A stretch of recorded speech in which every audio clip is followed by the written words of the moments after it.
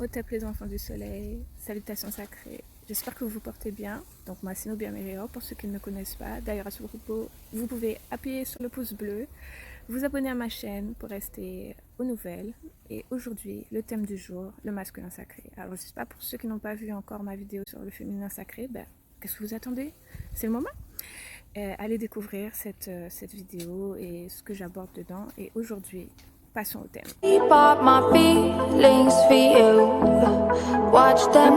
Le féminin sacré, tout comme le masculin sacré, est en nous, qu'on soit homme ou femme. Donc, féminine énergie ne rime pas avec être efféminé en tant qu'homme ou être orienté sexuellement. Qui va fuir son énergie féminine aura du mal à faire des introspections. Il restera que dans la logique. Il suivra jamais son intuition. Et en fait, ça porte à préjudice dans la société dans laquelle on vit, puisque des fois, la logique ne suffit pas. Des fois, il faut suivre son instinct et c'est une façon aussi de s'adapter en fait aux événements autour de soi. La logique, c'est bien, c'est un outil qui est utile, mais il faut faire. En fait, c'est comme si la logique, c'est la rigide, c'est l'aspect discipliné, et l'intuition, c'est l'aspect souple et fluide en fait. Voilà, c'est pour ça que on connecte féminine avec l'eau, pardon, et l'énergie masculine avec le feu. Donc en fait, un homme qui va fuir son énergie féminine, qui sera que dans son énergie masculine de conquérant, de quelqu'un qui agit avec rationalité, logique et tout ça, il aura du mal en fait à faire des introspections et à travailler sur lui-même. Il sera toujours dans une sorte d'extériorisation de lui-même. Et comme dans quelque chose de trop ardent, de pas assez fluide. Ce sera quelqu'un qui sera assez rigide, qui aura des convictions, qui sera... Alors c'est bien d'avoir des convictions, mais en fait il y a une certaine souplesse à opter en fait.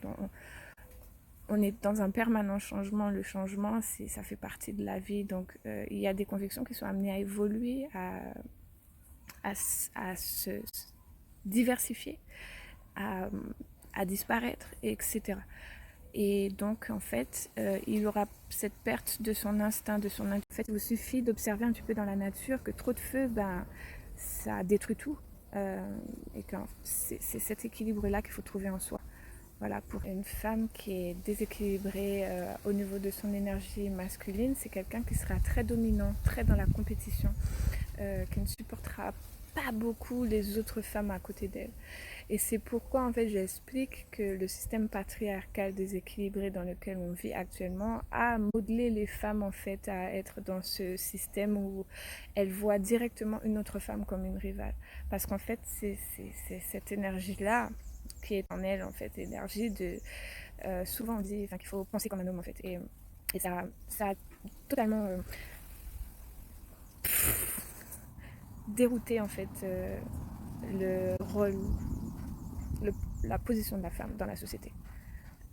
Voilà. On observe depuis des traditions ancestrales comme en Asie, en Chine précisément, que il a été étudié en fait, on a étudié la fusion de ces énergies. On a étudié en fait à savoir équilibrer, à maintenir l'équilibre en soi de ces deux énergies pour bien entendu le mieux-être, pour ne pas parler de bien-être, le mieux-être, la longévité, la prospérité aussi,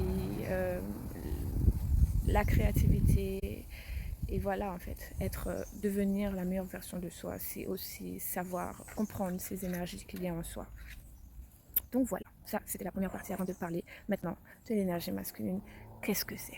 Les caractéristiques de l'énergie masculine, c'est la rationalité, la logique, la force, le leadership, le fait d'être en mode conquérant, en fait, conquérir son espace, d'être territorial.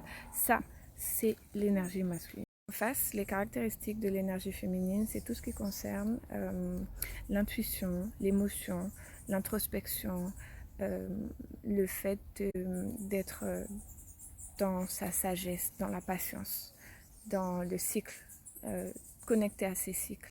Donc en face de cette énergie qui est là comme une énergie de protection, une énergie qui enveloppe. On a l'énergie féminine qui, elle, représente en fait l'énergie qui nourrit, en fait l'énergie d'introspection. Elle se manifeste par l'exploration de ses émotions, elle se manifeste par l'intuition, une profonde intuition, elle se manifeste par ce besoin d'introspection, de savoir en fait se remettre en question. Vous voyez bien à travers ce que je dis, l'équilibre de vos énergies féminines ou masculines n'est pas nécessairement lié à votre sexualité, à vos orientations sexuelles. Vous voyez ce que je veux dire? Donc en fait, vous ne serez pas plus fragile, plus efféminé, je répète, si vous avez une énergie féminine équilibrée en vous. Aucun rapport. Les points positifs de l'énergie masculine en soi, une énergie équilibrée, je précise, hein, pas déséquilibrée ou pas manquante ou pas entachée, bloquée.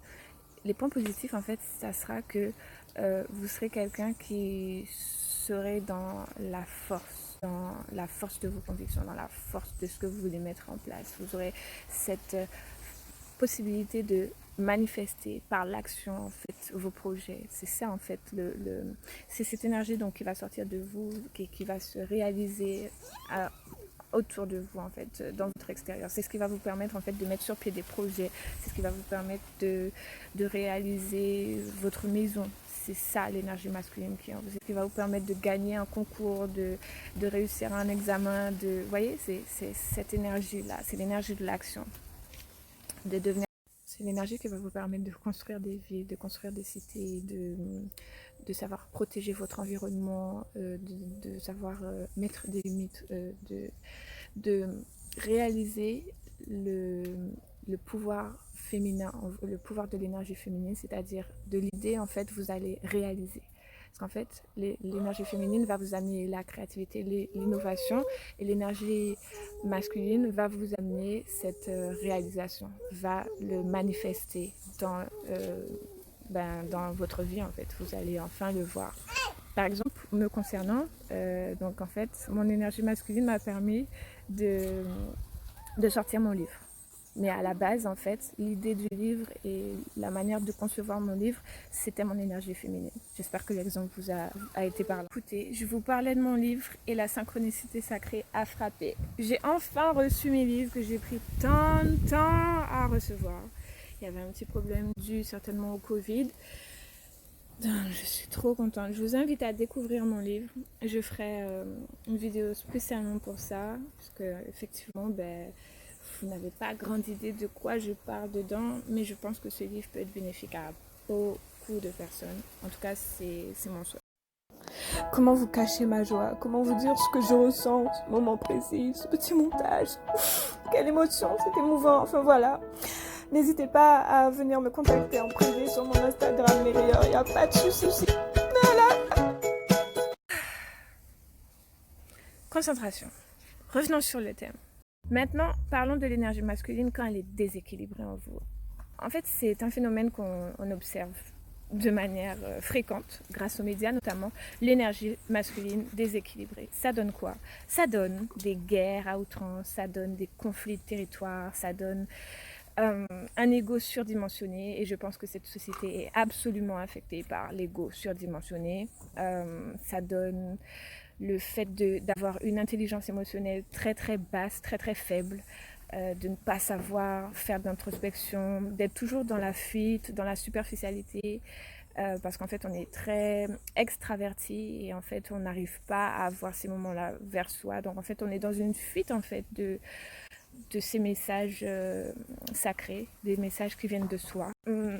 Ça donne des guerres de religion, ça donne des guerres de conviction. Vous êtes toujours en train de vouloir prêcher pour votre dogme, votre manière de voir, d'imposer. Vous êtes intolérant, vous êtes absolument extraverti, vous êtes violent, vous êtes agressif. Ça, ce sont les gros défauts de l'énergie masculine.